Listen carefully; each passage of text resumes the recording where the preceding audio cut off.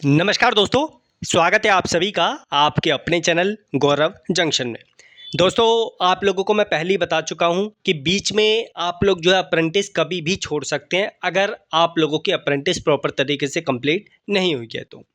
इसी बीच में आप लोगों को अलग-अलग प्रकार की चीज़ें देखने को मिली कि सर जी हमने बीच में अप्रेंटिस छोड़ दी, हमारे साथ डिपार्टमेंट ने इस तरीके की हरकत की है। मैं स्पेशली रेलवे की बात कर रहा हूँ। इस चीज़ को आप लोगों से रिक्वेस्ट है जितना हो सके आगे सर्कुलेट करना, ताकि ज़्यादा से ज़्यादा बच्चों को इस इन्फॉर्मेशन के बारे में पता चल सके और हमारे जो आईटीआई छात्र हैं जो फ्यूचर में अप्रेंटिस करने की सोच रहे हैं या फिर जिन्होंने अप्रेंटिस कर लिया है छोड़ने की सोच रहे हैं, उनको जो है पता चल जाए कि अगर हम लोग बीच में अप्रेंटिस को छोड़ते हैं तो उसका क्या नुकसान हमें झेलना पड़ सकता है। रेलवे हमेशा से ही अपने अप्रेंटिस वाले छात्रों के लिए जो है चीज़ें सही नहीं करता हुआ आया है।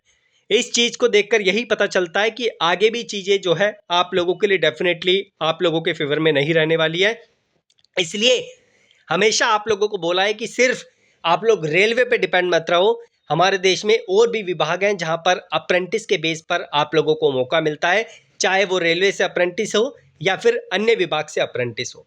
बढ़ते हैं आगे और आप लोगों को समझाते हैं। ये आप लोगों का इंग्लिश में है, इसे हिंदी में कन्वर्ट करके आपको दिखाऊंगा और अच्छे तरीके से आप लोगों को समझाऊंगा। इसके अलावा मैं आपको एक चीज़ और बता दूं, एनएमडीसी के बारे में मैं आपको ऑलरेडी बता चुका हूं कि उसका एग्ज़ाम जो है आप लोगों का 100% होगा। तो भाई डिपार्टमेंट ने भी आप लोगों को अपडेट दे दी है। टेस्ट सीरीज, लोकल जीके सब कुछ मैं आपको दे चुका हूं। लगा लेना, गौरव जंक्शन एप्लीकेशन पे आपको ऑल टेस्ट सीरीज में मिल जाएगा। बढ़ते हैं आगे।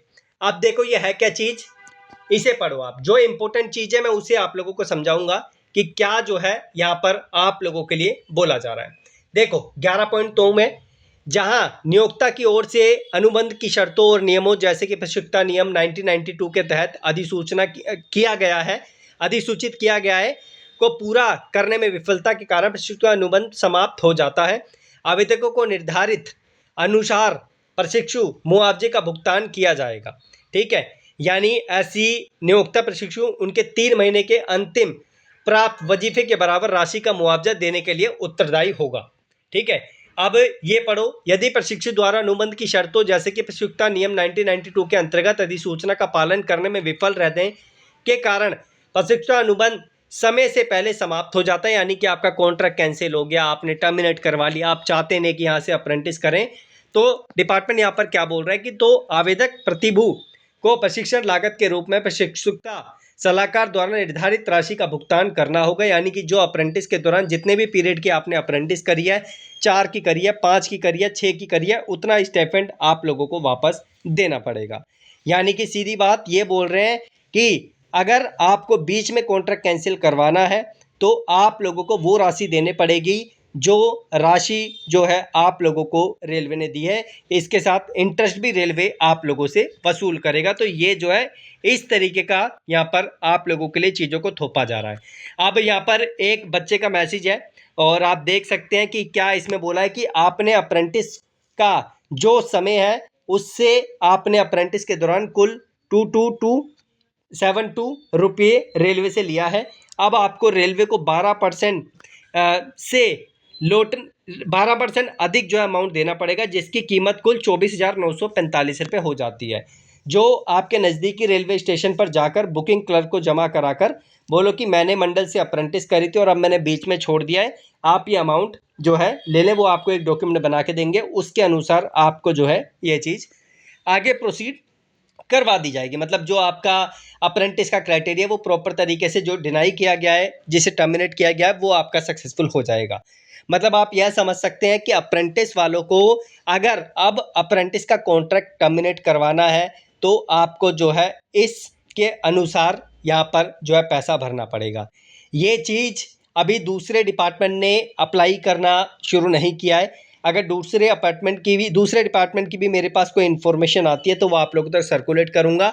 ये सर्कुलेट करना आप लोगों के लिए इसलिए ज़रूरी था ताकि आपको पता चल सके कि पहले तो रेलवे बताएगा नहीं आप लोगों को कि आप बीच में कॉन्ट्रैक्ट कैंसिल कर रहे हैं तो आपको इतना पैसा भरना पड़ेगा, लेकिन बाद में दूसरे तरीके से आपको इस तरीके के मेल्स, मैसेज या फिर जो भी लीगल प्रोसीडिंग्स होती है उसके अनुसार आप लोगों को जो है मेल आएगा या जो भी प्रोसेसिंग होती है वो आपको जो है सामने झेलने पड़ेगी। तो ये रेलवे की एक नया जो है क्राइटेरिया इन्होंने लागू किया है क्या है, कैसे है, बाकी और कोई जानकारी आती है तो आपको बताता हूँ। इसके अलावा कोई सवाल है जो परेशान कर रहा है, कमेंट बॉक्स से मेंशन कीजिए, आपको उसका जवाब मिल जाएगा। इसकी जानकारी मुझे आप लोगों तक पहुंचाना ज़रूरी था, क्योंकि कई बच्चे जो है इसके बारे में जानना चाह रहे थे कि सर जी हम बीच में कॉन्ट्रैक्ट कैंसिल करना चाहते हैं, छोड़ना चाहते हैं, हम रेलवे में हैं, क्योंकि हमें सिखाया नहीं जाता ठीक तरीके से, तो इसके बारे में बताओ। तो भाई एक नई कंडीशन सामने निकल कर आई है जो आपको मैंने बताई है। और ध्यान रखना, ये जो है जोन पे या फिर इस्टेब्लिशमेंट पे डिपेंड करता है जहां से आपने अप्रेंटिस करी है, कि वो आपके ऊपर इस तरीके की चीज़ें थोपेगा या नहीं थोपेगा। रेलवे की तरफ से कोई 100% बाउंडिंग्स नहीं है कि आप लोगों के लिए जो है वो रख दी गई है, इस चीज़ का भी आपको देखना पड़ेगा। ठीक है, बाकी धन्यवाद। कोई सवाल है कमेंट बॉक्स में मेंशन कीजिए, फॉर्मेट में सवाल का आपको ऑलरेडी दे चुका हूं, आपको जवाब उसका जरूर मिल जाएगा। और हमारा जो शॉर्ट वीडियो के माध्यम से Q&A सेशन चल रहा है उसमें भी आपको जवाब देना मैंने शुरू कर दिया है। धन्यवाद।